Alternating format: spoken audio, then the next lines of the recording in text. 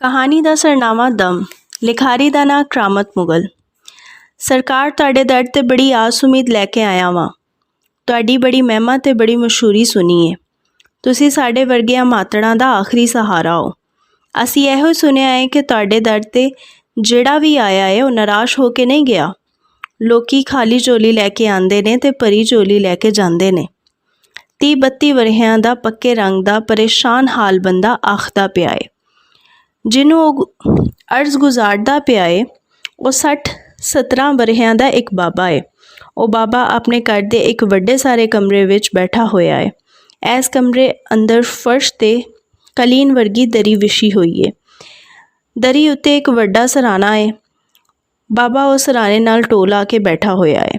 ਉਹਦੀਆਂ ਤੇਜ਼ ਨਜ਼ਰਾਂ ਐਕਸਰੇ ਕਰਦੀਆਂ ਉਸ ਦਰਖਾਸਤ ਗੁਜ਼ਾਰ ਬੰਦੇ ਦਾ ਜਾਇਜ਼ਾ ਪੀਆਂ ਲੈਂਦੀਆਂ ਨੇ, ਜੋ ਆਪਣੇ ਆਪ ਨੂੰ ਬੇਬਸ ਅਤੇ ਵਿਚਾਰਾ ਵਿਖਾਉਣ ਲਈ ਆਪਣੇ ਮੁਖੜੇ ਦੇ ਤਾਸਰਾਤ ਵੀ ਉਹੋ ਜਿਹੇ ਬਣਾਉਣ ਦਾ ਯਤਨ ਕਰ ਰਿਹਾ ਏ ਜਿਸ ਨਾਲ ਉਹ ਵਿਚਾਰਾ ਅਤੇ ਬੇਬਸ ਲੱਗੇ।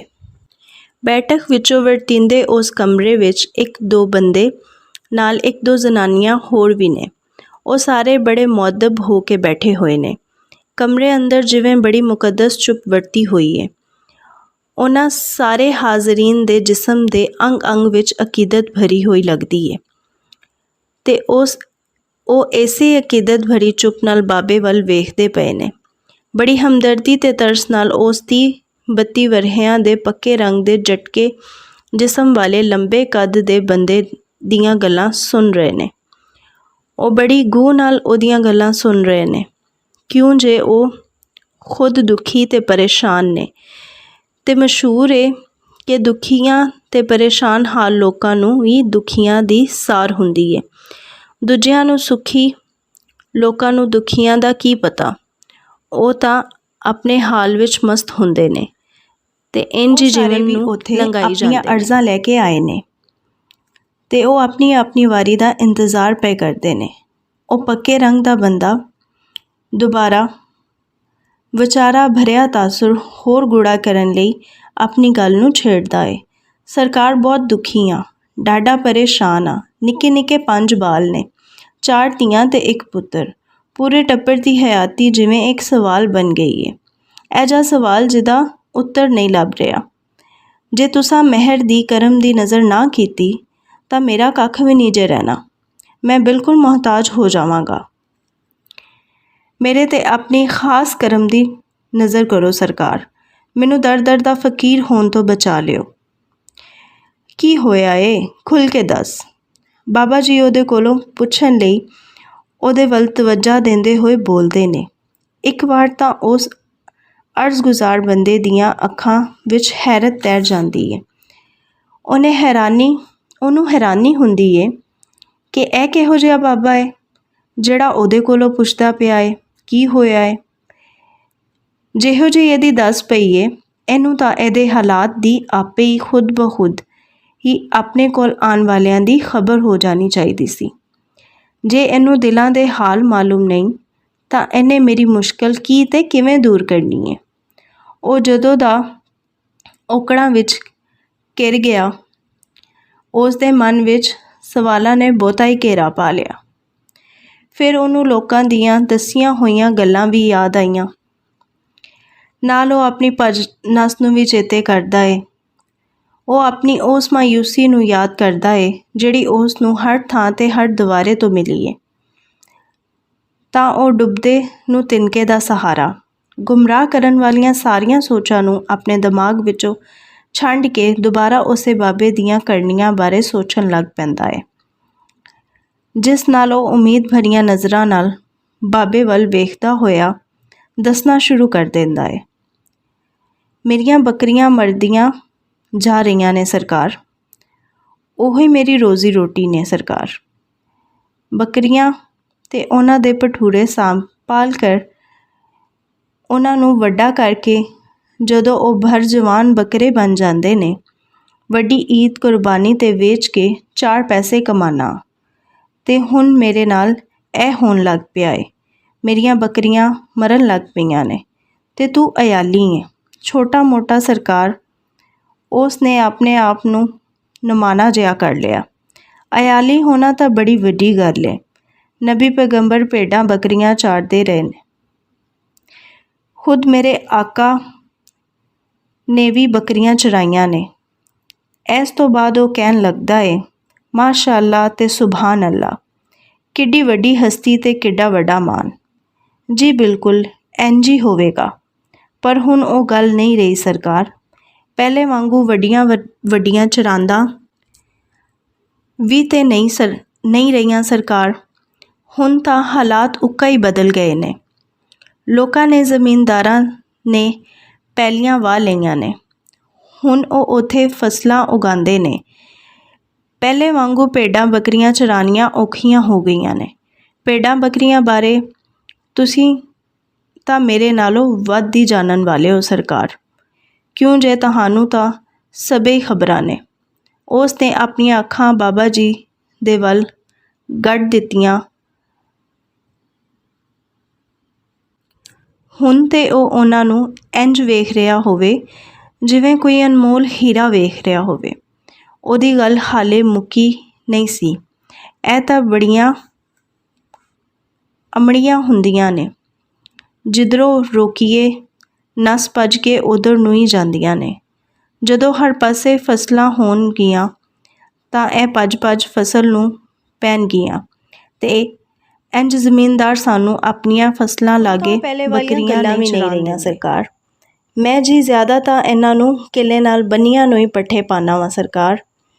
हाँ, इन्हां नूं फेरे टोरे लई इन्हां दियां लत्तां खुलियां करन लई कदी कदार 1-2 दिनां मगरों नहर दे नाल चरान लई भी लै जाना वा। ते हुण इह होया कि मेरियां बड़ियां मेहनतां नाल ते बड़े वक्तां नाल पालियां ते सांभियां होईयां बकरियां मरन लग पईयां ने। कुछ करो सरकार। जे मेरियां बकरियां आए दिहाड़ इंज ही मरदियां रहियां तां मैं असलों उजड़ पुजड़ जावांगा सरकार।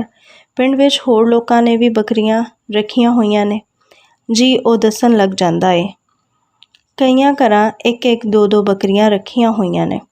पर मेरे जिन्नियां बकरियां किसे कोल भी नहीं। मेरे कोल सब तो वध बकरियां ने। इत्थे उस दी गल विच कोई आकड़ नहीं सी। ਉਹ ਤਾਂ ਇੰਜ ਬੋਲ ਰਿਹਾ ਸੀ ਜਿਵੇਂ ਉਸ ਦੇ ਹੱਥ ਜੁੜੇ ਹੋਣ। ਪਰ ਅਸਲ ਵਿੱਚ ਉਸ ਦੇ ਹੱਥ ਆਪਣੇ ਗੋਡਿਆਂ 'ਤੇ ਪਏ ਹੋਏ ਸਨ। ਕੀ ਤੇਰੇ ਪਿੰਡ ਵਿੱਚ ਕਿਸੇ ਹੋਰ ਦੀ ਬੱਕਰੀ ਵੀ ਮੋਈ ਏ?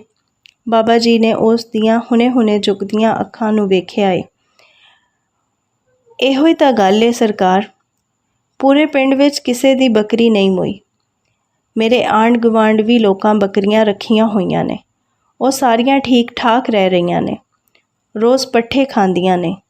ਉਹਨਾਂ ਨੂੰ ਕੁਝ ਵੀ ਨਹੀਂ ਹੁੰਦਾ ਤੇ ਨਾ ਹੀ ਕਦੀ ਕੁਝ ਹੋਇਆ ਏ।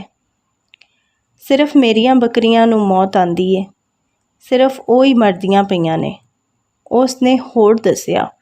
ਮੈਨੂੰ ਤਾਂ ਇੰਜ ਲੱਗਦਾ ਏ ਜਿਵੇਂ ਸਿਰਫ ਮੇਰੀਆਂ ਬੱਕਰੀਆਂ 'ਤੇ ਹੀ ਭਾਰਾ ਏ। ਸਿਰਫ ਮੇਰੇ ਜੇ ਮਸਕੀਨ ਦੀਆਂ ਬੱਕਰੀਆਂ ਹੀ ਮਰਦੀਆਂ ਪਈਆਂ ਨੇ ਸਰਕਾਰ। ਹੋਰ ਤੇ ਹੋਰ ਪਿੰਡ ਵਾਲਿਆਂ ਦੀ ਤੇ ਕਦੀ ਕੋਈ ਕੁਕੜੀ ਵੀ ਨਹੀਂ ਮਰੀ। ਕੋਈ ਦਵਾ ਦਾਰੂ ਨਹੀਂ ਕੀਤਾ ਹੈ ਸਰਕਾਰ। ਦਵਾ ਦਾਰੂ ਵੀ ਕੀਤਾ ਹੈ। ਪਹਿਲਾਂ ਦਵਾ ਦਾਰੂ ਹੀ ਕੀਤਾ ਹੈ ਸਰਕਾਰ। ਡੰਗਰਾਂ ਦੇ ਡਾਕਟਰ ਨੂੰ ਸੱਦਿਆ ਏ। ਉਹਦੇ ਕੋਲੋਂ ਮਹਿੰਗੀਆਂ ਦਵਾਈਆਂ ਲਈਆਂ ਨੇ ਸਰਕਾਰ, ਪਰ ਕੋਈ ਫਾਇਦਾ ਨਹੀਂ ਹੋਇਆ। ਅੱਛਾ, ਕਿੰਜ ਮਰਦੀਆਂ ਨੇ ਤੇਰੀਆਂ ਬੱਕਰੀਆਂ ਸਰਕਾਰ? ਰਾਤ ਚੰਗੀਆਂ ਭਲੀਆਂ ਹੁੰਦੀਆਂ ਨੇ। ਦਿਨੇ ਵੇਖਦਾ ਹਾਂ ਤੇ ਉਹਨਾਂ ਵਿੱਚੋਂ ਇੱਕ ਅੱਧੀ ਮੋਈ ਪਈ ਹੁੰਦੀ ਏ। ਕਿਸੇ ਸੱਪ ਲੜੇ ਜਾਂ ਕਿਸੇ ਫੱਟ ਲੱਗੇ ਦਾ ਵੀ ਕੋਈ ਨਿਸ਼ਾਨ ਨਹੀਂ ਹੁੰਦਾ ਸਰਕਾਰ। ਬਸ ਬੱਕਰੀ ਆਕੜੀ ਪਈ ਹੁੰਦੀ ਏ। ਉਸ ਨੇ ਲੰਮਾ ਸਾਹ ਲਿਆ। ਇੱਕ ਵਾਰ ਤਾਂ ਡੰਗਰਾਂ ਦੇ ਡਾਕਟਰ ਨੂੰ ਵੀ ਬੁਲਾਇਆ ਤਾਂ ਜੇ ਪਤਾ ਲਵਾ ਸਕਾਂ ਕਿਧਰੇ ਕੋਈ ਜ਼ਹਿਰ ਤੇ ਨਹੀਂ ਖਾ ਬੈਠੀਆਂ, ਪਰ ਡਾਕਟਰ ਵੀ ਕੁਝ ਨਾ ਦੱਸ ਸਕਿਆ। ਹਾਂ, ਪਰ ਉਸ ਨੇ ਕੁਝ ਦਵਾਈਆਂ ਦੇ ਦਿੱਤੀਆਂ ਸਨ। ਕਿੰਨੇ ਚਿਰ ਬਾਅਦ ਬੱਕਰੀ ਮਰਦੀ ਏ ਸਰਕਾਰ? 2 ਮਹੀਨੇ ਬਾਅਦ ਜਾਂ ਹੱਦ 3 ਮਹੀਨਿਆਂ ਪਿੱਛੋਂ ਇੱਕ ਅੱਧੀ ਬੱਕਰੀ ਮਾਰੀ ਜਾਂਦੀ ਏ। ਮੇਰਾ ਬੜਾ ਨੁਕਸਾਨ ਹੋਈ ਜਾਂਦਾ ਹੈ ਸਰਕਾਰ।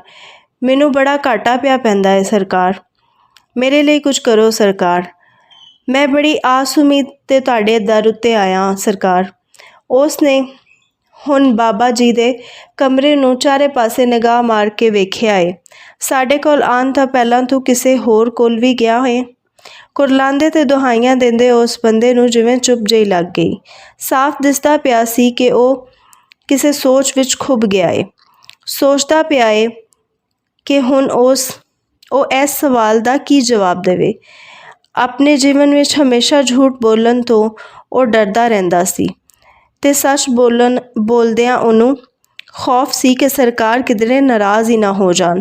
ਬਾਬਾ ਜੀ ਨੇ ਜਿਵੇਂ ਉਹਦਾ ਅੰਦਰ ਪੜ੍ਹ ਲਿਆ। ਉਹ ਇੰਜ ਆਖਣ ਲੱਗਦੇ ਨੇ, ਘਬਰਾਉਣ ਤੇ ਡਰਨ ਦੀ ਲੋੜ ਨਹੀਂ। ਜੋ ਕੁਝ ਵੀ ਤੇਰੇ ਨਾਲ ਬੀਤ ਚੁੱਕਿਆ ਏ ਖੁੱਲ੍ਹ ਕੇ ਦੱਸ। ਜੇ ਤੂੰ ਹਰ ਗੱਲ ਸਾਨੂੰ ਸੱਚੀ ਨਹੀਂ ਦੱਸੇਂਗਾ ਤਾਂ ਅਸੀਂ ਤੇਰੀ ਪਰੇਸ਼ਾਨੀ ਦਾ ਹੱਲ ਕਿਵੇਂ ਲੱਭ ਸਕਾਂਗੇ। ਜੋ ਕੁਝ ਵੀ ਹੋਇਆ ਏ ਹੋ ਰਿਹਾ ਏ ਉਹ ਤਾਂ ਸੱਚ ਹੀ ਤੈਨੂੰ ਦੱਸਣਾ ਪਵੇਗਾ। ਬਾਬੇ ਦੀ ਹੌਸਲਾ ਅਫਜ਼ਾਈ ਨਾਲ, ਬਾਬੇ ਦੇ ਪਿਆਰ ਨਾਲ ਪੁੱਛਣ ਨਾਲ ਉਹਨੂੰ ਹੌਸਲਾ ਹੋਇਆ ਤੇ ਉਹ ਆਖਣ ਲੱਗਾ, ਜੀ ਜਦੋਂ ਡਾਕਟਰ ਦੀਆਂ ਦਵਾਈਆਂ ਨਾਲ ਵੀ ਫਾਇਦਾ ਨਾ ਹੋਇਆ ਤਾਂ ਕਿਸੇ ਦੱਸਿਆ ਕਿ ਦਰਿਆਓਂ ਪਾਰ ਇੱਕ ਬਹੁਤ ਪਹੁੰਚਿਆ ਹੋਇਆ ਬਾਬਾ ਰਹਿੰਦਾ ਏ। ਉਹ ਲੱਕੜ ਦਾ ਕਿੱਲਾ ਦਮ ਕਰਕੇ ਦਿੰਦਾ ਏ। ਉਹਦੇ ਕੋਲ ਜਾਓ ਤੇ ਕਿੱਲਾ ਦਮ ਕਰਵਾ ਲਿਆਓ।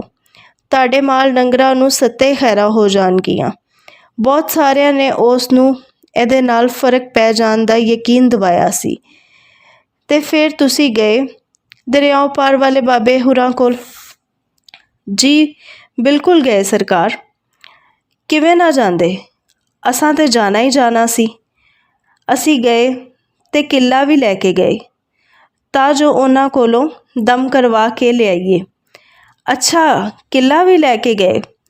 ਤੇ ਫਿਰ ਦਰਿਆਓਂ ਪਾਰ ਵਾਲੇ ਬਾਬੇ ਨੇ ਕਿੱਲਾ ਦਮ ਕਰਕੇ ਦਿੱਤਾ ਤੁਹਾਨੂੰ? ਜੀ ਉਹਨਾਂ ਨੇ ਬੱਕਰੀਆਂ ਬੰਨਣ ਵਾਸਤੇ ਕਿੱਲਾ ਦਮ ਕਰਕੇ ਦਿੱਤਾ ਸਰਕਾਰ। ਕੁਝ ਹਦੀਆ ਸ਼ਦੀਆ ਵੀ ਲਿਆ ਜਾਂ ਮੁਫਤੀ ਕਰਕੇ ਦੇ ਦਿੱਤਾ? ਜੀ ਹਦੀਆ ਤਾਂ ਫਿਰ ਹੁੰਦਾ ਹੀ ਹੈ ਨਾ ਸਰਕਾਰ, ਹਦੀਆ ਤਾਂ ਦੇਣਾ ਹੀ ਪੈਂਦਾ ਹੈ ਸਰਕਾਰ। ਕੋਈ ਫਾਇਦਾ ਹੋਇਆ? ਬਾਬਾ ਜੀ ਨੇ ਆਏ ਸਾਇਲ ਕੋਲੋਂ ਫਾਇਦੇ ਬਾਰੇ ਪੁੱਛਿਆ। ਉਹ ਬੰਦਾ ਇੱਕ ਵਾਰੀ ਤਾਂ ਜਿਵੇਂ ਚੁੱਪ ਹੀ ਕਰ ਗਿਆ। ਫਿਰ ਇਹ ਸੋਚ ਕੇ ਜਵਾਬ ਨਾ ਦੇਣਾ ਬੇਅਦਬੀ ਸਮਝਿਆ ਜਾਵੇਗਾ, ਉਹ ਦੱਸਣ ਲੱਗ ਪੈਂਦਾ ਏ, ਮੇਰੇ ਮੁਕੱਦਰਾਂ ਵਿੱਚ ਕੋਈ ਖਰਾਬੀ ਹੋਣੀ ਹੈ ਸਰਕਾਰ। ਕਿੱਲਾ ਦਮ ਕਰਕੇ ਦੇਣ ਵਾਲੇ ਬਾਬੇ ਦਾ ਕੋਈ ਕਸੂਰ ਨਹੀਂ। ਪਤਾ ਨਹੀਂ ਕਿੰਨੇ ਹੀ ਲੋਕਾਂ ਨੂੰ ਉਹਦੇ ਕੋਲੋਂ ਫੈਜ਼ ਹੋਇਆ ਏ। ਜੇ ਨਹੀਂ ਹੋਇਆ ਤਾਂ ਮੈਨੂੰ ਨਹੀਂ ਹੋਇਆ। ਕਮੀ ਕੋਤਾਹੀ ਜੋ ਵੀ ਏ ਮੇਰੇ ਵਿੱਚ ਹੀ ਲੱਗਦੀ ਏ ਸਰਕਾਰ। ਚਲੋ ਇਹ ਵੀ ਪਤਾ ਕਰ ਲੈਂਦੇ ਹਾਂ ਕਮੀ ਕੋਤਾਹੀ ਕਿੱਥੇ ਹੈ। ਤੂੰ ਇਹ ਦੱਸ, ਤੂੰ ਬਾਬੇ ਕੋਲੋਂ ਕਿੱਲਾ ਦਮ ਕਰਾ ਕੇ ਲਿਆਉਣ ਤੋਂ ਬਾਅਦ ਕੀ ਕੀਤਾ? ਮੈਂ ਜੀ ਉਹ ਕਿੱਲਾ ਲਿਆ ਕੇ ਬੱਕਰੀਆਂ ਦੇ ਵਾੜੇ ਵਿੱਚ ਗੱਡ ਦਿੱਤਾ। ਉਸ ਕਿੱਲੇ ਨਾਲ 1-2 ਬੱਕਰੀ ਵੀ ਬੰਨੀ ਰੱਖੀਆਂ। ਕਿੱਲਾ ਇੱਕ ਸੀ ਤੇ ਬੱਕਰੀਆਂ ਤੇਰੇ ਕੋਲ ਬਹੁਤੀਆਂ ਸਨ। ਇਹ ਫਿਰ ਤੂੰ ਕੀ ਹਿਸਾਬ ਕਿਤਾਬ ਲਾਇਆ? ਸਰਕਾਰ ਤੁਸੀਂ ਸਭ ਜਾਣਦੇ ਹੋ, ਤੁਹਾਨੂੰ ਸਭ ਪਤਾ ਹੈ। ਕਿੱਲਾ ਤਾਂ ਸਿਰਫ ਬਰਕਤ ਲਈ ਹੀ ਗੱਡਿਆ ਗਿਆ ਸੀ। ਉਹਦੇ ਨਾਲ ਕੋਈ ਸਾਰੀਆਂ ਬੱਕਰੀਆਂ ਥੋੜ੍ਹੀਆਂ ਬੰਨੀਆਂ ਸੀ। ਉਸ ਦਮ ਕੀਤੇ ਕਿੱਲੇ ਦਾ ਉਥੇ ਵਾੜੇ ਵਿੱਚ ਗੱਡਣਾ ਹੀ ਕਾਫੀ ਸੀ। ਹੋਰ ਤੇ ਹੋਰ ਉਹਦਾ ਉਥੇ ਹੋਣਾ ਹੀ ਕਾਫੀ ਦੱਸਿਆ ਗਿਆ ਸੀ। ਹਾਂ ਇਹ ਤਾਂ ਤੂੰ ਠੀਕ ਆਖ ਰਿਹਾ ਏ। ਸ਼ਾਇਦ ਇੰਝ ਹੀ ਹੁੰਦਾ ਏ।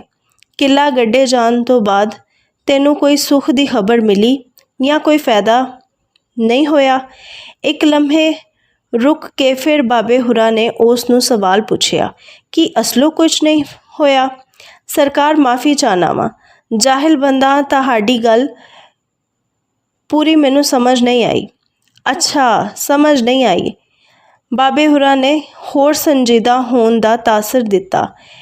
ਗੱਲ ਇੰਝ ਏ ਬਈ ਕਿ ਮੈਂ ਅੱਗੇ ਤੇਰੀ ਇੱਕ ਬੱਕਰੀ ਵੱਧ ਤੋਂ ਵੱਧ 3 ਮਹੀਨਿਆਂ ਪਿੱਛੋਂ ਵਾੜੇ ਵਿੱਚ ਹੀ ਮੋਈ ਮਿਲਦੀ ਸੀ। ਤੂੰ ਦੱਸਿਆ ਏ ਤੈਨੂੰ ਦਰਿਆਓਂ ਪਾਰ ਵਾਲੇ ਬਾਬੇ ਨੇ ਦਮ ਕਰਕੇ ਕਿੱਲਾ ਦਿੱਤਾ। ਤੈਨੂੰ ਕੋਈ ਫਾਇਦਾ ਨਹੀਂ ਹੋਇਆ? ਮਤਲਬ ਤੇਰੀਆਂ ਬੱਕਰੀਆਂ ਮਰਨੋਂ ਨਹੀਂ ਰੁਕੀਆਂ। ਇੱਥੋਂ ਤੱਕ ਗੱਲ ਸਾਫ਼ ਏ। ਪੁੱਛਣਾ ਇਹ ਵੇ ਕਿ ਹੁਣ ਵੀ ਤੇਰੀ ਬੱਕਰੀ 3 ਮਹੀਨਿਆਂ ਪਿੱਛੋਂ ਮਰੀ ਏ ਜਾਂ 4-5 ਜਾਂ ਫਿਰ 6 ਮਹੀਨਿਆਂ ਪਿੱਛੋਂ ਮਰੀ ਏ? ਹੁਣ ਮੈਂ ਕੀ ਅਰਜ਼ ਕਰਾਂ ਸਰਕਾਰ। ਪਤਾ ਨਹੀਂ ਤੁਸੀਂ ਇਹ ਸਭ ਕੁਝ ਕਿਉਂ ਪੁੱਛ ਰਹੇ ਹੋ। ਤੁਸੀਂ ਕਰਨੀ ਭਰਨੀ ਵਾਲੇ ਹੋ ਸਰਕਾਰ। ਤੁਸੀਂ ਸਭ ਕੁਝ ਜਾਣਦੇ ਹੋ ਸਰਕਾਰ। ਤੁਹਾਡੇ ਕੋਲੋਂ ਕਿਹੜੀ ਗੱਲ ਛੁਪੀ ਹੋਈ ਹੈ ਸਰਕਾਰ। ਹੁਣ ਮੈਂ ਕੀ ਦੱਸਾਂ ਸਰਕਾਰ ਨੂੰ। ਸਾਡੇ ਕੋਲੋਂ ਹਰ ਗੱਲ ਲੁਕੀ ਹੋਈ ਸਮਝ ਤੋਂ ਤੂੰ ਦੱਸੇਂਗਾ ਤਾਂ ਪਤਾ ਲੱਗੇਗਾ, ਪਰ ਤੂੰ ਇਹ ਗੱਲ ਮੰਨਣੀ ਨਹੀਂ ਹੈ। ਤੂੰ ਤਾਂ ਇਹ ਗੱਲ ਆਖੀ ਹੀ ਜਾਣਾ ਹੈ, ਸਾਨੂੰ ਹਰ ਗੱਲ ਦਾ ਪਤਾ ਹੈ। ਚਲੋ ਅਸੀਂ ਤੇਰੀ ਗੱਲ ਮੰਨ ਲੈਂਦੇ ਹਾਂ ਕਿ ਸਾਨੂੰ ਹਰ ਗੱਲ ਦਾ ਪਤਾ ਹੈ। ਮੰਨ ਲੈਂਦੇ ਹਾਂ ਕਿ ਸਾਨੂੰ ਹਰ ਗੱਲ ਦਾ ਪਤਾ ਹੈ। ਕਿਉਂ ਜੇ ਆਖਿਆ ਜਾਂਦਾ ਹੈ, ਇੱਕ ਨੇ ਕਹੀ ਦੂਜੀ ਨੇ ਮਾਨੀ, ਦੋਨੋਂ ਗਿਆਨੀ। ਤਾਂ ਤੇਰੀ ਗੱਲ ਮੰਨੀ ਕਿ ਸਾਨੂੰ ਹਰ ਗੱਲ ਦਾ ਪਤਾ ਹੈ, ਪਰ ਅਸੀਂ ਤੇਰੇ ਮੂੰਹੋਂ ਸੁਣਨਾ ਚਾਹੁੰਦੇ ਹਾਂ। ਦਰਿਆਓਂ ਪਾਰ ਵਾਲੇ ਬਾਬੇ ਕੋਲੋਂ ਕਿੱਲਾ ਦਮ ਕਰਵਾ ਕੇ ਲਿਆਉਣ ਤੋਂ ਦੂਜੇ ਦਿਨ ਬਾਅਦ ਮੇਰੇ 2 ਪਠੋਰੇ ਮਰ ਗਏ। ਉਹਨਾਂ ਪਠੋਰਿਆਂ ਦੇ ਮਰਨ ਦਾ ਮੈਨੂੰ ਬੜਾ ਅਫਸੋਸ ਹੋਇਆ ਸਰਕਾਰ। ਉਹ ਆਖਣ ਨੂੰ ਤਾਂ 2 ਪਠੋਰੇ ਹੀ ਸਨ, ਪਰ ਇਸ ਕੁਰਬਾਨੀ 'ਤੇ ਉਹਨਾਂ ਲੱਗ ਜਾਣਾ ਸੀ। ਮੇਰਾ ਬੜਾ ਨੁਕਸਾਨ ਹੋ ਗਿਆ ਸਰਕਾਰ। ਉਸ ਨੁਕਸਾਨ 'ਤੇ ਮੈਂ ਉਹ ਦਰਿਆਓਂ ਪਾਰ ਵਾਲੇ ਬਾਬੇ ਬਾਰੇ ਕੋਈ ਗੱਲ ਵੀ ਨਾ ਕੀਤੀ, ਨਾ ਉਹਦੇ ਨਾਲ ਕੋਈ ਗੱਲ ਕੀਤੀ ਜਿਹਨੇ ਮੈਨੂੰ ਉਹਦੇ ਕੋਲ ਘੱਲਿਆ ਸੀ। ਉਹਨੂੰ ਮੈਂ ਦਿਲ ਵਿੱਚ ਬੜਾ ਬੁਰਾ ਭਲਾ ਆਖਿਆ, ਹੋਰ ਤੇ ਹੋਰ ਬੜੀਆਂ ਗਾਲਾਂ ਵੀ ਕੱਢੀਆਂ ਸਨ ਸਰਕਾਰ। ਸਾਰਾ ਗੁਨਾਹ ਉਹਦਾ ਹੀ ਸੀ। ਨਾ ਉਹ ਮੈਨੂੰ ਉਸ ਬਾਬੇ ਕੋਲ ਘੱਲਦਾ, ਨਾ ਮੇਰਾ ਇੰਨਾ ਵੱਡਾ ਨੁਕਸਾਨ ਹੁੰਦਾ। ਤੇ ਫਿਰ ਮੈਂ ਉਹਨੂੰ ਗਾਲਾਂ ਕੱਢੀਆਂ ਸਨ, ਪਰ ਉੱਚੀ ਆਵਾਜ਼ 'ਚ ਨਹੀਂ, ਦਿਲ ਵਿੱਚ ਕੱਢੀਆਂ ਸਨ। ਜਦੋਂ ਮੇਰਾ ਗੁੱਸਾ ਲੱਥਾ ਤਾਂ ਫਿਰ ਮੈਂ ਸ਼ਰਮਿੰਦਾ ਵੀ ਹੋਇਆ ਸਾਂ। ਮੈਨੂੰ ਪਛਤਾਵਾ ਹੋਇਆ ਕਿ ਉਹਨੂੰ ਗਾਲਾਂ ਨਹੀਂ ਸਨ ਕੱਢਣੀਆਂ ਚਾਹੀਦੀਆਂ। ਭਲਾ ਉਸ ਵਿਚਾਰੇ ਦਾ ਕੀ ਕਸੂਰ ਸੀ? ਉਹਦੀ ਵਿਚਾਰੇ ਦੀ ਕੀ ਗਲਤੀ ਸੀ? ਉਹਦਾ ਤਾਂ ਕੋਈ ਗੁਨਾਹ ਨਹੀਂ ਸੀ। ਉਹਨੇ ਤਾਂ ਆਪ ਮੇਰੀ ਭਲਾਈ ਕੀਤੀ ਹੋਣੀ। ਹੁਣ ਉਹਨੂੰ ਕੀ ਪਤਾ ਕਿ ਮੇਰੇ ਇਕੱਠੇ ਇੱਕੋ ਵਾਰੀ 2 ਪਠੋਰੇ ਮਰ ਜਾਣਗੇ। ਤੇ ਫਿਰ ਮੈਂ ਦਿਲ ਵਿੱਚ ਉਹਦੇ ਕੋਲੋਂ ਮਾफ़ੀ ਵੀ ਮੰਗੀ। ਹੁਣ ਉਹ ਕਾਲੀ ਬੋਲਦਾ ਪਿਆ ਏ। ਬਾਬੇ ਹੁਰੀ ਬੋਲਣ ਲੱਗਦੇ ਨੇ, ਇਹ ਤਾਂ ਤੂੰ ਚੰਗਾ ਕੀਤਾ। ਜੇ ਕਿਸੇ ਨੂੰ ਗਾਲਾਂ ਕੱਢੀਏ ਤਾਂ ਉਹਦੇ ਕੋਲੋਂ ਮਾफ़ੀ ਵੀ ਮੰਗਣੀ ਚਾਹੀਦੀ ਏ, ਭਾਵੇਂ ਦਿਲ ਵਿੱਚ ਮੰਗੀਏ। ਅੱਛਾ, ਉਸ ਤੋਂ ਬਾਅਦ ਫਿਰ ਜੀ ਮੈਂ ਪਿੰਡ ਦੇ ਮੌਲਵੀ ਹੁਰਾਂ ਕੋਲ ਗਿਆ। ਉਹ ਵੀ ਤਾਂ ਅੱਲਾ ਦੇ ਨੇਕ ਬੰਦੇ ਹੁੰਦੇ ਨੇ, 5 ਵੇਲੇ ਦੀ ਨਮਾਜ਼ੀ ਨੇ। ਦਿਲ ਦਾ ਹਾਲ ਤਾਂ ਅੱਲਾ ਨੂੰ ਮਾਲੂਮ ਹੈ, ਅੰਦਰ ਖਾਨੇ ਦੀਆਂ ਗੱਲਾਂ ਤਾਂ ਅੱਲਾ ਸੋਹਣਾ ਹੀ ਜਾਣਦਾ ਹੈ। ਪਰ ਮੈਂ ਤਾਂ ਮੌਲਵੀ ਸਾਹਿਬ ਨੂੰ ਕਦੇ ਕੋਈ ਭੈੜਾ ਕਾਰਾ ਕਰਦਿਆਂ ਨਹੀਂ ਵੇਖਿਆ। ਤੇ ਫਿਰ ਮੈਂ ਉਹਦੇ ਕੋਲ ਗਿਆ ਕਿ ਉਹ ਹੀ ਦੱਸਣ ਕਿ ਪੂਰੇ ਪਿੰਡ ਵਿੱਚੋਂ ਸਿਰਫ ਮੇਰੇ ਇਕੱਲੇ ਦੀਆਂ ਬੱਕਰੀਆਂ ਕਿਉਂ ਮਰਦੀਆਂ ਪਈਆਂ ਨੇ। ਮੇਰੇ ਕੋਲੋਂ ਐਡਾ ਕਿਹੜਾ ਗੁਨਾਹ ਹੋ ਗਿਆ ਏ ਕਿ ਸਿਰਫ ਮੈਂ ਹੀ ਅੱਲਾ ਦੀ ਪਕੜ ਵਿੱਚ ਆ ਗਿਆ ਵਾਂ। ਮੈਂ ਦਰਿਆਓਂ ਪਾਰ ਵਾਲੇ ਬਾਬੇ ਕੋਲੋਂ ਕਿੱਲਾ ਵੀ ਦਮ ਕਰਵਾ ਕੇ ਲਿਆਇਆ ਵਾਂ, ਫਿਰ ਵੀ ਮੇਰੀ ਰਿਹਾਈ ਨਹੀਂ ਪਈ ਹੁੰਦੀ। ਉਲਟਾ ਮੇਰੇ 2 ਬੱਕਰੇ। ਤੇ ਮੈਂ ਜੀ ਮੌਲਵੀ ਹੁਰਾਂ ਅੱਗੇ ਰੋਇਆ ਪਿੱਟਿਆ ਕੁਰਲਾਇਆ। ਉਹਨੂੰ ਸਾਰੀ ਹਕੀਕਤ ਖੁੱਲ੍ਹ ਕੇ ਦੱਸੀ। ਉਹਨਾਂ ਆਖਿਆ, ਤੇਰੇ 'ਤੇ ਭਾਰਾ ਏ। ਤੂੰ ਅੱਲਾ ਦੀ ਰਾਹ ਵਿੱਚ ਖੈਰ ਖੈਰਾਤ ਨਹੀਂ ਕੱਢਦਾ। ਤੂੰ ਅੱਲਾ ਨੂੰ ਭੁੱਲਿਆ ਹੋਇਆ ਏ। ਜੇ ਤੂੰ ਚਾਹਨਾ ਹੈ ਕਿ ਅੱਲਾ ਪਾਕ ਤੇਰੀ ਸਖਤੀ ਦੂਰ ਫਰਮਾਨ, ਤਾਂ ਤੂੰ ਆਪਣਾ ਸਭ ਤੋਂ ਚੰਗਾ ਬੱਕਰਾ ਅੱਲਾ ਦੀ ਰਾਹ ਵਿੱਚ ਜ਼ਿਬਾ ਕਰ। ਉਹਦਾ ਗੋਸ਼ਤ ਗਰੀਬਾਂ ਤੇ ਮਸਕੀਨਾਂ ਵਿੱਚ ਵੰਡ, ਫਿਰ ਤੈਨੂੰ 7 ਖੈਰਾਂ ਹੋ ਜਾਣਗੀਆਂ। ਅੱਲਾ ਪਾਕ ਤੇਰੇ ਮਾਲ ਵਿੱਚ ਬਰਕਤ ਫਰਮਾਉਣਗੇ। ਤੇਰਾ ਮਾਲ ਦੁੱਗਣਾ ਕੀ ਤਿੱਗਣਾ ਹੋ ਜਾਵੇਗਾ। ਬਸ ਆਪਣੇ ਰੱਬ 'ਤੇ ਭਰੋਸਾ ਰੱਖ ਤੇ ਰੱਬ ਦਾ ਨਾਂ ਲੈ ਕੇ ਇਹ ਕਰ ਦੇ। ਮੈਂ ਉਹਨਾਂ ਕੋਲੋਂ ਪੁੱਛਿਆ ਕਿ ਗਰੀਬ ਤੇ ਮਸਕੀਨ ਕਿੱਥੇ ਲੱਭਣ ਜਾਵਾਂ। ਉਹਨਾਂ ਆਖਿਆ, ਗਰੀਬ ਤੇ ਮਸਕੀਨ ਲੱਭਣ ਦੀ ਤੈਨੂੰ ਕਿਧਰੇ ਦੂਰ ਜਾਣ ਦੀ ਕੀ ਲੋੜ ਏ। ਇਸ ਨਿੱਕੇ ਜਿਹੇ ਪਿੰਡ ਦੇ ਘਰ ਵਿੱਚ ਗੋਸ਼ਤ ਘੱਲ ਦੇ, ਔਰ ਇਨ ਪਕਾ ਕੇ ਖਾਣਗੇ, ਤੈਨੂੰ ਦੁਆਵਾਂ ਦੇਣਗੇ ਤੇ ਤੇਰਾ ਕੰਮ ਹੋ ਜਾਵੇਗਾ। ਮੈਂ ਦਿਲ ਵਿੱਚ ਕੁਝ ਸੋਚਿਆ, ਮੌਲਵੀ ਸਾਹਿਬ ਨੂੰ ਕੁਝ ਨਹੀਂ ਆਖਿਆ, ਸਿਰਫ ਆਪਣੇ ਦਿਲ ਵਿੱਚ ਸੋਚਿਆ, ਇਹ ਪਿੰਡ ਵਾਲੇ ਤਾਂ ਚੰਗੇ ਭਲੇ ਖਾਂਦੇ ਪੀਂਦੇ ਨੇ, ਇਹਨਾਂ ਨੂੰ ਤਾਂ ਕਿਸੇ ਚੀਜ਼ ਦੀ ਕੋਈ ਕਮੀ ਨਹੀਂ, ਕੋਈ ਘਾਟ ਨਹੀਂ। ਫਿਰ ਇਹ ਗਰੀਬ ਤੇ ਮਸਕੀਨ ਕਿਵੇਂ ਹੋ ਗਏ? ਇਹ ਗੱਲ ਮੇਰੇ ਦਿਲ ਵਿੱਚ ਸੋਚ ਕੇ ਮੈਂ ਉੱਥੇ ਹੀ ਠੱਪ ਦਿੱਤੀ। ਕਿਉਂ ਜੇ ਮੇਰਾ ਇਲਮ ਬਿਲਕੁਲ ਥੋੜ੍ਹਾ ਏ, ਸਗੋਂ ਉੱਕਾ ਹੀ ਕੋਈ ਨਹੀਂ। ਮੌਲਵੀ ਸਾਹਿਬ ਅੱਲਾ ਵਾਲੇ 'ਤੇ ਪਹੁੰਚੇ ਹੋਏ ਨੇ। ਉਹ ਬਹੁਤਾ ਇਲਮ ਰੱਖਦੇ ਨੇ, ਬਹੁਤ ਕੁਝ ਜਾਣਦੇ ਨੇ। ਨਾਲੇ ਜੀ ਉਹ ਸਾਨੂੰ ਮਾਤੜਾਂ ਨੂੰ ਸਾਰਾ ਦਿਨ ਇਸਲਾਮ ਮੌਲਵੀ ਤੇ ਦੱਸਦੇ ਨੇ। ਅਸੀਂ ਤਾਂ ਜੀ ਉਹਨਾਂ ਸਾਹਮਣੇ ਭੇਡਾਂ ਹਾਂ। ਉਹ ਸਾਡੇ ਅਯਾਲੀ ਨੇ, ਜਿੱਧਰ ਡਿਚਕਣ ਮਾਰਨ ਅਸੀਂ ਉੱਧਰ ਨੂੰ ਟੁਰ ਪੈਂਦੇ ਹਾਂ। ਜੇ ਨਾ ਟੁਰੀਏ ਤਾਂ ਉਹ ਆਖਦੇ ਨੇ ਤੁਸੀਂ ਮੁਸਲਮਾਨ ਹੀ ਨਹੀਂ ਰਹੇ। ਜੇ ਉਹਨਾਂ ਆਖਿਆ ਹੈ ਤਾਂ ਫਿਰ ਠੀਕ ਹੀ ਆਖਿਆ ਹੋਵੇਗਾ।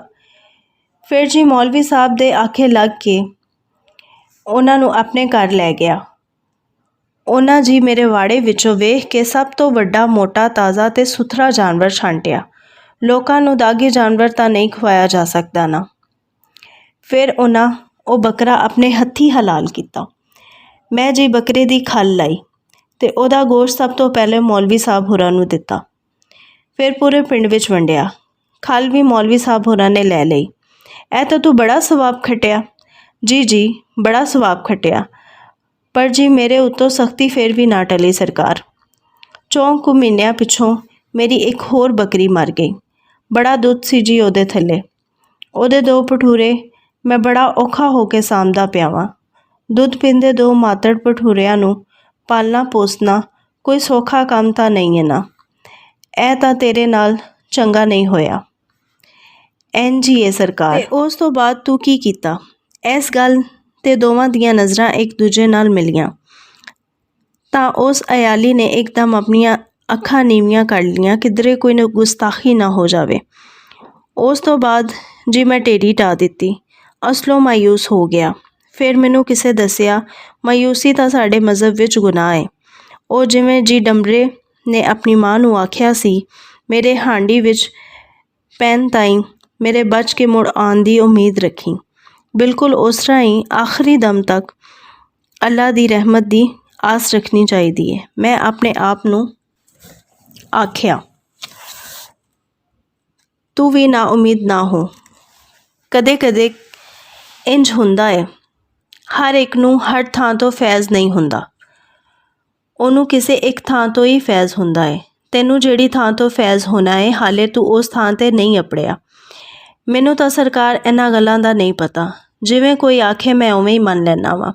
ਉਸ ਅਯਾਲੀ ਦੇ ਮੁਖ 'ਤੇ ਕੁਝ ਸ਼ਾਂਤੀ ਦੇ ਅਸਾਰ ਜ਼ਾਹਿਰ ਹੋਏ ਸਨ ਤੇ ਉਸ ਨੇ ਬਾਬਾ ਜੀ ਦੇ ਹੱਥਾਂ ਵੱਲ ਝਾਕਿਆ। ਫਿਰ ਸਾਨੂੰ ਉਸੇ ਹੀ ਬੰਦੇ ਤੁਹਾਡੀ ਦੱਸ ਪਾਈ। ਉਹਨੇ ਦੱਸਿਆ ਕਿ ਉਹ ਅੱਲਾ ਦੇ ਸੱਚੇ ਵਲੀ ਨੇ। ਉਹਨਾਂ ਨੂੰ ਦੁਨੀਆ ਦਾ ਕੋਈ ਲੋਭ ਨਹੀਂ। ਉਹ ਕੋਈ ਫੀਸ, ਕੋਈ ਹਦੀਆ, ਕੋਈ ਰੁਪਇਆ ਪੈਸਾ ਨਹੀਂ ਲੈਂਦੇ ਨੇ। ਰੱਬ ਵਾਸਤੇ ਦਮ ਦਰੂਦ ਕਰਦੇ ਨੇ। ਜੇ ਗੱਲ ਨਾ ਬਣੇ ਤਾਂ ਫਿਰ ਤਵੀਤ ਧਾਗਾ ਵੀ ਕਰ ਦਿੰਦੇ ਨੇ। ਉਹ ਦੁਨੀਆ ਦਾ ਪੀਰ ਨਹੀਂ ਨੇ। ਇਸੇ ਪਾਰੋਂ ਅੱਲਾਹ ਤਾਲਾ ਨੇ ਉਹਨਾਂ ਦੇ ਹੱਥ ਵਿੱਚ ਬੜੀ ਸ਼ਿਫਾ ਰੱਖੀ ਹੈ। ਜਿਹਨੂੰ ਫੂਕ ਮਾਰਦੇ ਨੇ ਉਹਦੀਆਂ ਸਾਰੀਆਂ ਮੁਸ਼ਕਲਾਂ ਆਸਾਨ ਹੋ ਜਾਂਦੀਆਂ ਨੇ। ਉਹਦੇ ਸਾਰੇ ਦੁੱਖ ਦਰਦ ਹਮੇਸ਼ਾ ਲਈ ਖ਼ਤਮ ਹੋ ਜਾਂਦੇ ਨੇ। ਉਹਨੇ ਤੁਹਾਡੇ ਬਾਰੇ ਇਹ ਵੀ ਦੱਸਿਆ ਕਿ ਤੁਸੀਂ ਦਿਲਾਂ ਦੀਆਂ ਗੱਲਾਂ ਜਾਣਦੇ ਹੋ। ਤੁਸੀਂ ਉਹ ਵੇਖ ਲੈਂਦੇ ਹੋ ਜਿਹੜਾ ਦੂਜਿਆਂ ਨੂੰ ਨਜ਼ਰ ਨਹੀਂ ਆਉਂਦਾ। ਤੁਹਾਡੀ ਨਜ਼ਰ ਜੇ ਸੂਲੀ ਹੋ ਜਾਵੇ ਤਾਂ ਰੱਬ ਵੀ ਮਿਹਰ ਕਰ ਦਿੰਦਾ ਹੈ। ਤੁਸੀਂ ਰੱਬ ਨੂੰ ਰਾਜ਼ੀ ਕਰ ਲਿਆ ਹੋਇਆ ਹੈ। ਰੱਬ ਤੁਹਾਡੀ ਨੇੜੇ ਹੋ ਕੇ ਸੁਣਦਾ ਹੈ। ਤੁਸੀਂ ਰੱਬ ਦੇ ਪਿਆਰੇ ਹੋ। ਮੈਂ ਸਰਕਾਰ ਫਿਰ ਤੁਹਾਡੇ ਦਰ 'ਤੇ ਹਾਜ਼ਰ ਹੋ ਗਿਆ ਵਾਂ। ਅੱਗੋਂ ਜਿਵੇਂ ਤੁਸੀਂ ਹੁਕਮ ਕਰੋ। ਇੱਥੇ ਅਪੜਦਿਆਂ ਤਾਂ ਉਸ ਨੇ ਅੱਖਾਂ ਵਿਛਾ ਦਿੱਤੀਆਂ ਸਨ। ਮੇਰੇ ਬਾਰੇ ਜੋ ਕੁਝ ਵੀ ਉਸ ਅੱਲਾ ਦੇ ਬੰਦੇ ਦੱਸਿਆ ਏ, ਇਹ ਉਹਨਾਂ ਦਾ ਹੁਸਨੇ ਜ਼ਹਨ ਏ, ਨਹੀਂ ਤਾਂ ਮੈਂ ਕੁਝ ਵੀ ਨਹੀਂ ਹਾਂ। ਖੈਰ ਛੱਡੋ ਇਹਨਾਂ ਗੱਲਾਂ ਨੂੰ। ਤੈਨੂੰ ਮੇਰੀ ਗੱਲ ਦਾ ਯਕੀਨ ਨਹੀਂ ਆਣਾ। ਦੀਵਾਨਾ ਹੁੰਦਾ ਏ। ਇਸ ਵੇਲੇ ਤੂੰ ਗਰਜ਼ਮੰਦ ਏ। ਤੈਨੂੰ ਆਪਣੀ ਗਰਜ਼ ਪੂਰੀ ਹੋਣ ਤੋਂ ਵੱਖ ਕੋਈ ਸ਼ੈ ਨਜ਼ਰ ਨਹੀਂ ਪਈ ਆਉਂਦੀ। ਮੈਂ ਤੇਰਾ ਮਸਲਾ ਹੱਲ ਕਰਨ ਦੀ ਕੋਸ਼ਿਸ਼ ਕਰਨਾ। ਬਾਬਾ ਜੀ ਨੇ ਤਸਬੀਹ ਫੜੀ ਤੇ ਉਹਦੇ ਦਾਣਿਆਂ ਨੂੰ ਆਪਣੀਆਂ ਉਂਗਲੀਆਂ ਵਿੱਚ ਮਹਿਸੂਸ ਕਰਨ ਲੱਗੇ ਤੇ ਮੂੰਹ ਵਿੱਚ ਜਿਵੇਂ ਕੋਈ ਵਿਰਦ ਪਕਾ ਰਹੇ ਹੋਣ। ਉਸ ਅਯਾਲੀ ਨੇ ਆਜਜ਼ੀ ਦਾ ਵਖਾਲਾ ਕੀਤਾ। ਬੜੀ ਮਿਹਰਬਾਨੀ ਹੋਵੇਗੀ ਸਰਕਾਰ। ਜਿੱਥੇ ਮੈਨੂੰ ਇੰਨੇ ਕੁਝ ਦੱਸਿਆ ਏ, ਤੈਨੂੰ ਮੇਰੇ ਕੁਝ ਹੋਰ ਸਵਾਲਾਂ ਦੇ ਜਵਾਬ ਦੇਣੇ ਹੋਣਗੇ। ਪੁੱਛੋ ਜੀ ਸਰਕਾਰ। ਸੱਚ ਬੋਲਣਾ ਹੋਵੇਗਾ। ਸਰਕਾਰ ਹੋਰਾਂ ਨੇ ਅੱਖਾਂ ਵਿੱਚ ਅੱਖਾਂ ਪਾਈਆਂ ਸਨ ਤੇ ਉਸ ਇੱਕਦਮ ਆਪਣੀਆਂ ਅੱਖਾਂ ਹੇਠਾਂ ਕਰ ਲਈਆਂ। ਸਰਕਾਰ ਦੀਆਂ ਅੱਖਾਂ ਸਾਹਮਣੇ ਉਹ ਕਿਵੇਂ ਹੋ ਸਕਦਾ ਏ? ਉਹ ਕਿਵੇਂ ਇਸ ਸਰਕਾਰ ਨਾਲ ਝੂਠ ਬੋਲ ਸਕਦਾ ਏ? ਉਹ ਖੁਦ ਹੀ ਸੋਚਣ ਲੱਗ ਜਾਂਦਾ ਏ। ਉਹ ਅਯਾਲੀ ਬੋਲਦਾ ਏ, ਜੀ ਮੈਂ ਤੁਹਾਡੇ ਅੱਗੇ ਝੂਠ ਕਿਵੇਂ ਬੋਲ ਸਕਦਾ ਹਾਂ। ਤੁਸੀਂ ਤਾਂ ਮੇਰੇ ਦਿਲਾਂ ਦੀਆਂ ਗੱਲਾਂ ਬੁੱਝ ਲੈਂਦੇ ਹੋ, ਸਾਡੀ ਸੋਚ ਵੀ ਪੜ੍ਹ ਲੈਂਦੇ ਹੋ। ਚਲੋ ਐਵੇਂ ਹੀ ਸਹੀ। ਇਹ ਦੱਸ ਤੇਰੀ ਮਾਂ ਜਿੰਦੀ ਏ? ਨਹੀਂ ਜੀ, ਉਹਨੂੰ ਤਾਂ ਅੱਲਾ ਕੋਲ ਗਈ ਨੂੰ ਕਿੰਨੇ ਹੀ ਵਰ੍ਹੇ ਹੋ ਗਏ ਨੇ। ਉਸ ਨੇ ਉਂਗਲਾਂ 'ਤੇ ਗਿਣਤੀ ਕਰਕੇ ਦੱਸਿਆ, 8 ਵਰ੍ਹੇ ਤੇ 4 ਮਹੀਨੇ ਹੋ ਗਏ ਨੇ। ਮੈਂ ਮਾਂ ਮਾਤੜ ਹਾਂ ਤੇ ਤੇਰਾ ਪਿਓ, ਉਹ ਤਾਂ ਜ਼ਰੂਰ ਜਿੰਦਾ ਹੋਵੇਗਾ। ਇੱਥੇ ਬਾਬਾ ਜੀ ਨੇ ਉਹਨੂੰ ਸਵਾਲ ਕੀਤਾ, ਜੀ ਉਹ ਜਿੰਦਾ ਏ। ਉਂਝ ਉਹਦੀ ਉਮਰ ਵਾਹਵਾ ਹੋ ਗਈ ਏ, ਕੁਝ ਬਿਮਾਰ ਸ਼ਿਮਾਰ ਰਹਿੰਦਾ ਏ, ਇਸ ਪਰ ਉਹ ਜ਼ਰਾ ਕਮਜ਼ੋਰ ਏ, ਪਰ ਉਹ ਜਿੰਦਾ ਏ ਸਰਕਾਰ। ਤੇਰੀ ਬੀਵੀ ਉਹਦੀ ਕੀ ਲੱਗਦੀ ਏ? ਬਾਬਾ ਜੀ ਹੋਰਾਂ ਨੇ ਯਕਲਖਤ ਪੁੱਛ ਲਿਆ। ਇੱਕ ਤਾਂ ਉਹ ਉਹਦੀ ਨੂੰਹ, ਇਸ ਤੋਂ ਵੱਖ ਉਹਦੀ ਸਕੀ ਭਣੇਵੀਂ ਲੱਗਦੀ ਏ। ਅਯਾਲੀ ਨੇ ਵੀ ਤੁਰੰਤ ਜਵਾਬ ਦਿੱਤਾ, ਉਹਦੀ ਸਕੀ ਭੈਣ ਦੀ ਧੀ ਏ। ਉਹਨੇ ਬੜੇ ਚਾਅ ਨਾਲ ਆਪਣੀ ਭੈਣ ਕੋਲੋਂ ਮੇਰੇ ਲਈ ਸਾਕ ਲਿਆ ਸੀ। ਉਹ ਆਖਦਾ ਹੁੰਦਾ ਸੀ ਕਿ ਮੈਂ ਆਪਣੀ ਭਣੇਵੀਂ ਵਿਆਹ ਕੇ ਲਿਆਵਾਂਗਾ, ਉਹਨੂੰ ਮੇਰੀ ਪੀੜ ਹੋਵੇਗੀ, ਉਹਨੂੰ ਮੇਰਾ ਅਹਿਸਾਸ ਹੋਵੇਗਾ, ਉਹ ਮੇਰੇ ਪਿਛਲੇ ਪੈਰੇ ਬੁੱਢੇ ਬਾਰੇ ਮੈਨੂੰ ਸੰਭਾਲੇਗੀ, ਮੇਰੀ ਖਿਦਮਤ ਕਰੇਗੀ। ਸਿਆਣਿਆਂ ਦਾ ਖਾਨ ਏ, ਆਪਣਾ ਆਪਣਾ ਹੁੰਦਾ ਏ। ਜੇ ਆਪਣਾ ਮਾਰੇ ਵੀ ਤਾਂ ਉਹ ਕਮ ਸੋ ਕਮ ਛਾਵੇਂ ਤਾਂ ਸੁੱਟਦਾ ਏ। ਉਹ ਇੱਕ ਕੋੜ ਕੇ ਬੋਲਦਾ ਚਲਾ ਗਿਆ। ਤੇ ਫਿਰ ਕੀ ਤੇਰੀ ਬੀਵੀ ਨੇ, ਜਿਹੜੀ ਤੇਰੇ ਪਿਓ ਦੀ ਭਣੇਵੀਂ ਏ, ਤੇਰੇ ਪਿਓ ਨੂੰ ਉਹਦੇ ਬੁਢੇਪੇ ਵਿੱਚ ਸੰਭਾਲਿਆ ਏ, ਬਿਮਾਰੀ ਵਿੱਚ ਉਹਦੀ ਸੇਵਾ ਕੀਤੀ? ਬਾਬਾ ਜੀ ਨੇ ਸਿੱਧੇ ਸਾਵੀਂ ਹੀ ਸਵਾਲ ਕਰ ਦਿੱਤਾ ਤੇ ਤਸਬੀਹ ਨੂੰ ਸਿੱਧਾ ਕਰਕੇ ਕੁਝ ਪੜ੍ਹਨ ਦੀ ਤਿਆਰੀ ਵਿੱਚ ਰੁੱਝਣ ਹੀ ਲੱਗੇ ਸਨ ਤੇ ਇਸ ਸਵਾਲ ਦੇ ਜਵਾਬ ਵਿੱਚ ਉਹ 30-32 ਵਰ੍ਹਿਆਂ ਦੇ ਪੱਕੇ ਰੰਗ ਦੇ ਜਟਕੇ ਵਜੂਦ ਤੇ ਲੰਮੀਆਂ ਟੰਗਾਂ ਵਾਲਾ ਬੰਦਾ, ਜਿਹੜਾ ਪਹਿਲੋਂ ਟਰ ਗੱਲਾਂ ਪਿਆ ਕਰਦਾ ਸੀ, ਇੱਕੋ ਵਾਰੀ ਚੁੱਪ ਕਰ ਗਿਆ। ਉਹਦੇ ਚਿਹਰੇ 'ਤੇ ਸ਼ਰਮਿੰਦਗੀ ਜਿਹੀ ਆ ਗਈ, ਉਹਨੂੰ ਜਿਵੇਂ ਬੋਲਣਾ ਭੁੱਲ ਹੀ ਗਿਆ। ਉਹ ਇੱਧਰ ਉੱਧਰ ਜਵਾਬ ਦਾ ਇੰਤਜ਼ਾਰ ਕੀਤਾ, ਫਿਰ ਆਪਣਾ ਸਵਾਲ ਦੁਹਰਾਉਣ ਦੇ ਬਜਾਏ ਇੱਕ ਹੋਰ ਸਵਾਲ ਜੋੜ ਦਿੱਤਾ, ਤੇ ਤੂੰ ਕਦੀ ਆਪਣੇ ਪਿਓ ਦੀ ਖਬਰਗੀਰੀ ਕੀਤੀ ਏ? ਕਦੀ ਆਪਣੀ ਬੀਵੀ ਕੋਲੋਂ ਪੁੱਛਿਆ ਏ ਉਹ ਉਹਨੂੰ ਵੇਲੇ ਸਿਰ ਰੋਟੀ ਪਾਣੀ ਦਿੰਦੀ ਏ ਜਾਂ ਨਹੀਂ, ਉਹਦੇ ਕੱਪੜੇ ਧੋਂਦੀ ਏ ਜਾਂ ਨਹੀਂ? ਜੇ ਉਹਦਾ ਨਾਣ ਨੂੰ ਦਿਲ ਕਰੇ, ਕਿਉਂ ਜੇ ਉਹ ਬੁੱਢਾ ਸਰੀਰ ਏ ਤੇ ਉਹਨੂੰ ਸਿਆਲ ਵਿੱਚ ਸਰਦੀ ਜ਼ਿਆਦਾ ਲੱਗਦੀ ਏ, ਉਹਨੂੰ ਨਾਣ ਲਈ ਪਾਣੀ ਗਰਮ ਕਰਕੇ ਦਿੰਦੀ ਏ ਜਾਂ ਨਹੀਂ? ਬਾਬਾ ਜੀ ਬੋਲਦੇ ਚਲੇ ਗਏ ਤੇ ਤਸਬੀਹ ਦੇ ਦਾਣਿਆਂ ਨੂੰ ਆਪਣੇ ਸੱਜੇ ਹੱਥ ਵਿੱਚ ਕਰ ਲਿਆ। ਉਹ ਬੰਦਾ ਨਾ ਉੱਤੋਂ ਬੋਲੇ ਨਾ ਹੇਠੋਂ, ਉਸ ਨੂੰ ਚੁੱਪ ਲੱਗ ਗਈ ਸੀ। ਤੇ ਤੂੰ ਖੁਦ ਪੈਸੇ ਵਰਤਣਾ ਏ, ਆਪਣੀ ਬੀਵੀ ਨੂੰ ਵੀ ਦੇਣਾ ਏ, ਬਾਲ ਜੇ ਮੰਗਣ ਤੇ ਉਹਨਾਂ ਨੂੰ ਵੀ ਦੇਣਾ ਏ। ਕਦੀ ਆਪਣੇ ਪਿਓ ਕੋਲੋਂ ਵੀ ਪੁੱਛਿਆ ਈ, ਬਾਬਾ ਜੀ ਤੇਰਾ ਕਿਸੇ ਸ਼ੈ ਤੇ ਦਿਲ ਕਰੇ ਤਾਂ ਤੂੰ ਕੀ ਕਰਨਾ ਏ?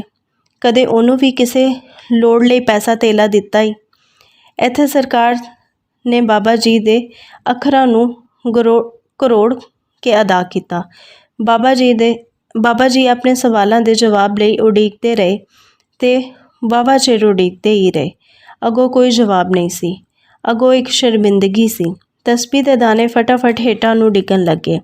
ਪੂਰੇ ਕਮਰੇ ਵਿੱਚ ਚੁੱਪ ਦਾ ਰਾਜ ਤੇ ਤਸਬੀਹ ਦੇ ਦਾਣਿਆਂ ਦੀ ਹਰਕਤ ਤੋਂ ਵੱਖ ਇੱਕਦਮ ਸਭ ਕੁਝ ਜਿਵੇਂ ਰੁਕ ਹੀ ਗਿਆ ਹੋਵੇ। ਝਟ ਚੰਗੇ ਪਿੱਛੋਂ ਜਦੋਂ ਉਹਨਾਂ ਨੂੰ ਯਕੀਨ ਹੋ ਗਿਆ ਕਿ ਜਵਾਬ ਵਿੱਚ ਚੁੱਪ ਹੀ ਏ, ਤਾਂ ਉਹ ਇੱਕ ਵਾਰੀ ਫਿਰ ਬੋਲੇ, ਚਲੋ ਇਹ ਸਵਾਲ ਤਾਂ ਰਤਾ ਕੁ ਔਖੇ ਸਨ, ਇੱਕ ਅਸਲੋਂ ਹੀ ਸੌਖਾ ਤੇ ਆਖਰੀ ਸਵਾਲ। ਤੂੰ ਕਦੇ ਆਪਣੇ ਪਿਓ ਨੂੰ ਮੁਹੱਬਤ ਦੀ ਨਜ਼ਰ ਨਾਲ ਵੇਖਿਆ? ਇਹ ਸਵਾਲ ਸੌਖਾ ਇਸ ਲਈ ਏ ਕਿਉਂ ਜੇ ਪਿਓ ਨੂੰ ਮੁਹੱਬਤ ਦੀ ਨਜ਼ਰ ਨਾਲ ਵੇਖਣ ਵਾਸਤੇ ਪੈਸੇ ਧੇਲੇ ਵੀ ਨਹੀਂ ਤਾੜਨੇ ਪੈਂਦੇ, ਕੁਝ ਵੀ ਖਰਚਣਾ ਨਹੀਂ ਪੈਂਦਾ, ਨਾ ਕੋਈ ਭਾਰ ਚੁੱਕਣਾ ਪੈਂਦਾ ਹੈ। ਉਹ ਅਯਾਲੀ ਬੰਦਾ ਅਜੇ ਚੁੱਪ ਹੀ ਸੀ, ਕੁਝ ਸੋਚਦਾ ਪਿਆ ਸੀ। ਬਾਬੇ ਹੁਰਾਂ ਜਿਹੜਾ ਕੰਮ ਅਸਲੋਂ ਸੌਖਾ ਦੱਸਿਆ ਏ, ਉਹ ਤਾਂ ਉਹਦੇ ਤੇ ਉਹਦੇ ਵਰਗਿਆਂ ਹੋਰਨਾਂ ਲਈ ਸਭ ਤੋਂ ਔਖਾ, ਕਿਉਂ ਜੇ ਬੁੱਢੇ ਨਕਾਰਾ ਤੇ ਬਿਮਾਰ ਪਿਓ ਨੂੰ ਮੁਹੱਬਤ ਨਾਲ ਵੇਖਣਾ। ਜਵਾਬ ਵੀ ਨਾ ਮਿਲਿਆ ਤਾਂ ਇੱਕ ਵਾਰੀ ਉਹਨਾਂ ਆਪਣੇ ਦੇ ਮੂੰਹੋਂ ਨਿਕਲਿਆ, ਲੱਭ ਲਿਆ ਮੈਂ। ਉਹਨਾਂ ਨੇ ਪੂਰੀ ਤਸਬੀਹ ਨੂੰ ਆਪਣੀ ਮੁੱਠ ਵਿੱਚ ਬੰਦ ਕੀਤਾ ਤੇ ਆਪਣੇ ਹੱਥਾਂ ਉੱਪਰ ਫੂਕ ਮਾਰੀ ਤੇ ਆਪਣੇ ਸੀਨੇ ਉੱਤੇ ਉਹਨਾਂ ਦੋਵੇਂ ਹੱਥ ਫੇਰੇ। ਹੁਣ ਉਹ ਬਿਲਕੁਲ ਮੁਤਮਈਨ ਸਨ, ਉਸ ਤਾਲਿਬ ਇਲਮ ਵਾਂਗੂ ਸ਼ਾਂਤ ਜਿਹੜਾ ਇਮਤਿਹਾਨ ਵਿੱਚ ਸਾਰੇ ਸਵਾਲ ਠੀਕ ਜਵਾਬ ਦੇ ਕੇ ਆਇਆ ਹੋਵੇ। ਸਾਹਿਲ ਨੇ ਸਿਰ ਚੁੱਕ ਕੇ ਹੈਰਤ ਭਰੀ ਨਜ਼ਰ ਨਾਲ ਬਾਬਾ ਜੀ ਵੱਲ ਵੇਖਿਆ। ਬਾਬੇ ਸੋਚਦਿਆਂ ਹੋਇਆਂ ਜਿਵੇਂ ਘੂਰਦੀਆਂ ਅੱਖਾਂ ਨਾਲ ਬੰਦੇ ਵੱਲ ਵੇਖਿਆ ਤੇ ਫਿਰ ਉਹ ਬੜੀ ਮਜ਼ਬੂਤ ਆਵਾਜ਼ ਵਿੱਚ ਬੋਲੇ, ਤੂੰ ਐਵੇਂ ਹੀ ਇੱਧਰ ਉੱਧਰ ਨੱਸਦਾ ਫਿਰਨਾ ਏ। ਖਾਮਖਾਈ ਦਰਿਆਓ ਪਾਰ ਗਿਆ। ਜਿਹੜਾ ਕਿੱਲਾ ਲੈ ਕੇ ਤੂੰ ਦਰਿਆਓ ਪਾਰ ਆਲੇ ਬਾਬੇ ਕੋਲ ਦਮ ਕਰਾਉਣ ਗਿਆ ਸੀ, ਹੁਣ ਮੇਰੀ ਮੰਨ ਤੇ ਉਹੀ ਕਿੱਲਾ ਇੱਕ ਵਾਰੀ ਆਪਣੇ ਪਿਓ ਕੋਲੋਂ ਦਮ ਕਰਵਾ ਕੇ ਆਪਣੀਆਂ ਬੱਕਰੀਆਂ ਦੇ ਵਾੜੇ ਵਿੱਚ ਕੱਢ, ਫਿਰ ਸੱਤੇ ਖੈਰਾ ਹੋ ਜਾਣਗੀਆਂ। ਜੀ ਉਸ ਬੰਦੇ ਦੇ ਮੂੰਹੋਂ ਬਸ ਇੰਨਾ ਹੀ ਨਿਕਲਿਆ। ਹੈਰਤ ਨਾਲ ਉਹ ਜਿਵੇਂ ਗੈਂਗ ਹੋ ਗਿਆ। ਹਾਂ, ਬਾਬੇ ਹੁਰਾਂ ਦੀ ਆਵਾਜ਼ ਬੜੀ ਮਜ਼ਬੂਤ ਸੀ। ਇਹ ਤੁਸੀਂ ਕੀ ਪਏ ਆਖਦੇ ਹੋ ਸਰਕਾਰ? ਮੇਰਾ ਪਿਓ ਤਾਂ ਉੱਕਾ ਹੀ ਅਨਪੜ੍ਹ ਏ, ਉਹਨੂੰ ਦਮ ਕਰਨਾ ਨਹੀਂ ਆਉਂਦਾ। ਉਹਨੇ ਕਦੀ ਵੀ ਕੋਈ ਵੀ ਦਮ ਨਹੀਂ ਕੀਤਾ। ਉਹ ਕੋਈ ਪੀਰ ਥੋੜ੍ਹਾ ਏ। ਉਹ ਜੋ ਵੀ ਪੜ ਕੇ ਕਿੱਲੇ ਉੱਤੇ ਫੂਕ ਮਾਰੇਗਾ, ਦਮ ਹੋ ਜਾਵੇਗਾ ਤੇ ਤੇਰੀਆਂ ਬੱਕਰੀਆਂ ਮਰਨੋਂ ਬੰਦ ਹੋ ਜਾਣਗੀਆਂ। ਇਸ ਵੇਲੇ ਵੀ ਬਾਬੇ ਦੀ ਆਵਾਜ਼ ਵਿੱਚ ਪੂਰਾ ਇਤਮਾਦ ਸੀ। ਅੱਜ ਤੋਂ ਬਾਅਦ ਕਿਸੇ ਆਫਤ ਪਰੋਂ ਤੇਰਾ ਮਾਲ ਨਹੀਂ ਮਰਨ ਲੱਗਾ। ਉਹ ਬੰਦਾ ਬੇਯਕੀਨੀ ਦੀ ਹਾਲਤ ਵਿੱਚ ਹੀ ਚੁੱਪ ਏ। ਕਦੇ ਇੰਜ ਵੀ ਹੋਇਆ ਏ? ਉਹ ਸੋਚਦਾ ਏ। ਤੈਨੂੰ ਯਕੀਨ ਨਹੀਂ ਆਂਦਾ ਪਿਆ ਨਾ? ਬਾਬਾ ਜੀ ਨੇ ਜਿਵੇਂ ਉਸ ਦਾ ਜ਼ਿਹਨ ਪੜ੍ਹ ਲਿਆ ਹੋਵੇ। ਜੀ ਤੁਸੀਂ ਆਖਦੇ ਹੋ ਤੇ ਫਿਰ ਠੀਕ ਹੀ ਆਖਦੇ ਹੋਵੋਗੇ। ਬਸ ਜਾ ਤੇ ਜਿਵੇਂ ਤੈਨੂੰ ਆਖਿਆ ਏ ਉਵੇਂ ਹੀ ਕਰ। ਬਾਬੇ ਹੁਰਾਂ ਜਿਵੇਂ ਹਾਲੇ ਵੀ ਬੇਯਕੀਨਾ ਵੇਖ ਕੇ ਉਹਨਾਂ ਨੂੰ ਜਲਾਲ ਆ ਗਿਆ। ਉਹ ਰੱਤਾ ਕੋੜੀ ਆਵਾਜ਼ ਵਿੱਚ ਬੋਲੇ, ਤੂੰ ਹਾਲੇ ਵੀ ਸ਼ੱਕ ਸ਼ੁਬਾ ਪਿਆ ਕਰਨਾ ਏ? ਇਹ ਸ਼ੱਕ ਛੱਡ ਤੇ ਯਕੀਨ ਦੀ ਡੋਰ ਘੁੱਟ ਕੇ ਫੜ। ਜਿੰਨਾ ਸ਼ੱਕ ਕੀਤਾ ਗੁੰਮਰਾਹ ਹੋਏ। ਮੈਂ ਤੈਨੂੰ ਯਕੀਨ ਦਿਵਾਉਣ ਲਈ ਇਹ ਆਖ ਸਕਣਾ ਵਾਂ, ਜੇ ਫਿਰ ਵੀ ਤੇਰੀਆਂ ਬੱਕਰੀਆਂ ਮਰਨੋਂ ਨਾ ਰੁਕੀਆਂ ਤਾਂ ਆ ਕੇ ਆਪਣੀਆਂ ਮੋਈਆਂ ਸਾਰੀਆਂ ਬੱਕਰੀਆਂ ਦਾ ਮੁੱਲ ਮੇਰੇ ਕੋਲੋਂ ਲੈ ਲਵੀਂ। ਇੰਨਾ ਵੱਡਾ ਦਾਵਾ, ਇਹ ਦਾਵਾ ਤਾਂ ਕੋਈ ਅੱਲਾ ਦਾ ਵਲੀ ਹੀ ਕਰ ਸਕਦਾ ਏ। ਉਹ ਸੋਚਦਾ ਏ। ਫਿਰ ਉਹ ਬਾਬੇ ਹੁਰਾਂ ਵੱਲ ਵੇਖਦਾ ਏ। ਉਹ ਬੜੀ ਬੇਨਿਆਜ਼ੀ ਨਾਲ, ਬੜੇ ਸਕੂਨ ਨਾਲ ਅੱਖਾਂ ਮਿੱਟੀ ਬੈਠੇ ਨੇ। ਜੀ ਠੀਕ ਹੈ ਸਰਕਾਰ, ਜੀ ਠੀਕ ਹੈ ਸਰਕਾਰ। ਉਹ ਬੰਦਾ ਮੂੰਹੋਂ ਤਾਂ ਇਹ ਆਖਦਾ ਪਿਆ ਏ, ਪਰ ਅੰਦਰੋਂ ਉਹ ਹਾਲੇ ਵੀ ਡੋਲਿਆ ਹੋਇਆ ਬੇਯਕੀਨਾ ਜਿਹਾ ਏ। ਕੀ ਵਾਕਈ ਮੇਰਾ ਪਿਓ? ਉਹ ਸੋਚਦਾ ਏ। ਜੇ ਬਾਬਾ ਹੁਰਾਂ ਆਖਿਆ ਏ ਤਾਂ ਫਿਰ ਸੱਚ ਹੀ ਹੋਵੇਗਾ। ਉਹ ਦੁਬਾਰਾ ਉੱਚੀ ਆਵਾਜ਼ ਨਾਲ ਬੋਲਦਾ ਤੇ ਸੋਚਦਾ ਏ। ਉਹਦੇ ਮਨ ਅੰਦਰ ਯਕੀਨ ਤੇ ਬੇਯਕੀਨੀ ਦੋਵੇਂ ਹੀ ਹਚਕੋਲੇ ਖਾ ਰਹੇ ਨੇ।